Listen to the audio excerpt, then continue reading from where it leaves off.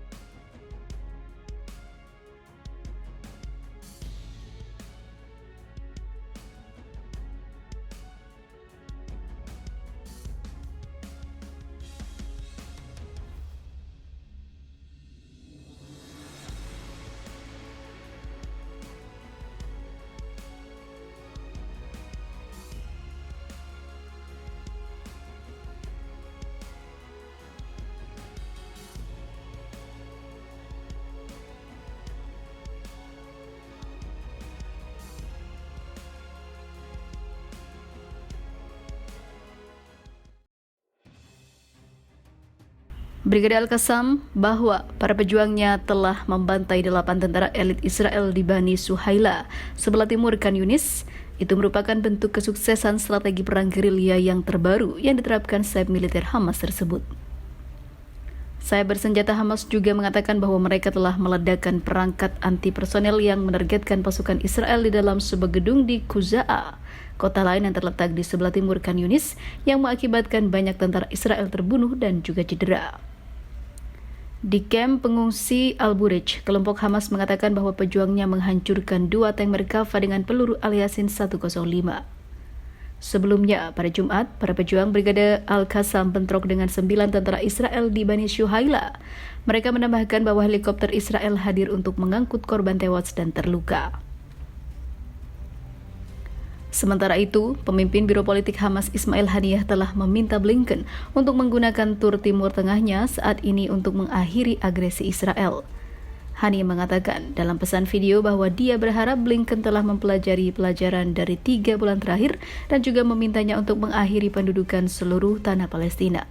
Dukungan Amerika Serikat terhadap kampanye militer Israel telah menyebabkan pembantaian dan kejahatan perang yang belum pernah terjadi sebelumnya berlarut-larut terhadap rakyat kami di Gaza, kata Haniyah.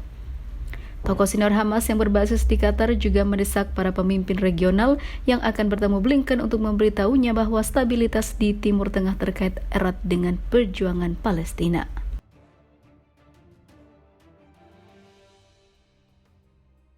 Merinding, inilah detik-detik pejuang Hamas hancurkan tank-tank Israel di Khan Yunis. Batalion Ezzedin Al-Qassam sayap militer Hamas pada hari Sabtu berhasil menghancurkan tank-tank rezim Zionis di timur Khan Yunis sebagai tanggapan atas kemartiran warga sipil oleh rezim Zionis. Pasukan perlawanan Palestina melancarkan operasi Badai Al-Aqsa dimulai pada tanggal 7 Oktober 2023. Yang menyerang posisi rezim Zionis di wilayah pendudukan. Setelah kekalahan yang memalukan dalam serangan operasi Badai Al-Aqsa yang dilancarkan front perlawanan itu, rezim Zionis membalas dengan membombardir. Sebelumnya, Israel juga menyerang rumah sakit baptis di Gaza yang menghabisi hampir 500 orang Palestina.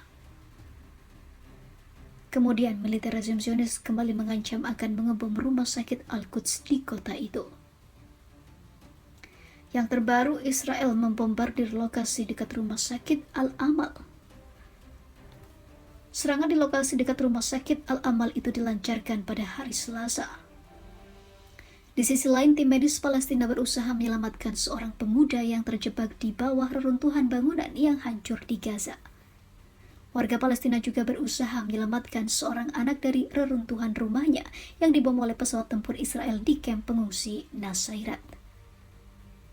Kementerian Kesehatan Palestina pada hari Minggu mengumumkan bahwa sedikitnya ada 4.000 warga Palestina menjadi korban serangan udara Israel. Dari jumlah korban yang meninggal dunia terdapat lebih dari 1.500 anak-anak dan juga wanita dan juga jurnalis yang tak pandang bulu digempur semua oleh Israel. Maka dari itu, perlawanan Palestina dan negara-negara Muslim datang untuk membantu Palestina menertibkan dan mengalahkan Israel yang disokong Amerika. Israel sendiri mencatat hampir 2.000 warganya tewas dalam operasi Badai Al-Aqsa yang dimulai oleh pejuang Palestina. Juga ratusan lainnya disandra atau disekap. Rentetan tentara Israel tewas di rudal Hamas saat coba invasi darat. Pasukan Zionis lainnya jadi putar balik.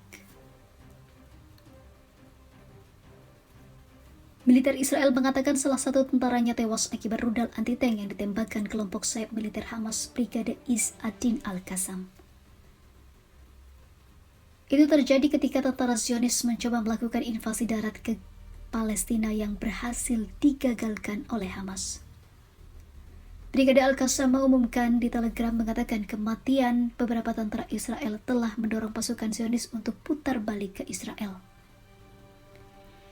Beberapa tentara Israel tewas sementara 1 orang lainnya luka dan 2 orang lainnya luka ringan akibat terkena rudal anti-tank, kata militer Israel.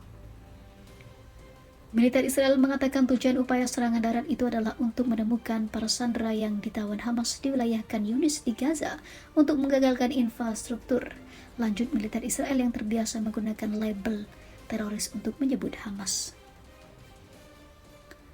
Pasukan Israel telah melakukan penggerebekan melintasi perbatasan Gaza yang menurut mereka dimaksudkan untuk membersihkan wilayah tersebut dan mengumpulkan informasi intelijen tentang para sandera yang ditawan oleh Hamas.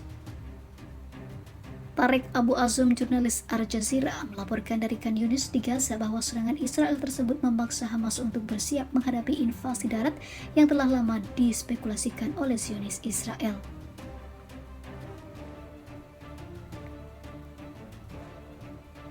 Upaya Israel untuk memasuki jalur Gaza sedang diadang oleh para pejuang Palestina. Mereka berusaha bersiap-siap untuk menghadapi kemungkinan invasi darat di wilayah yang terkepung, kata Azum.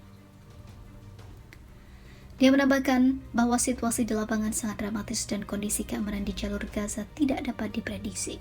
Upaya invasi darat itu terjadi ketika Israel terus mengebom jalur Gaza selama lebih dari 2 minggu sebagai respon atas serangan mendadak Hamas ke Israel.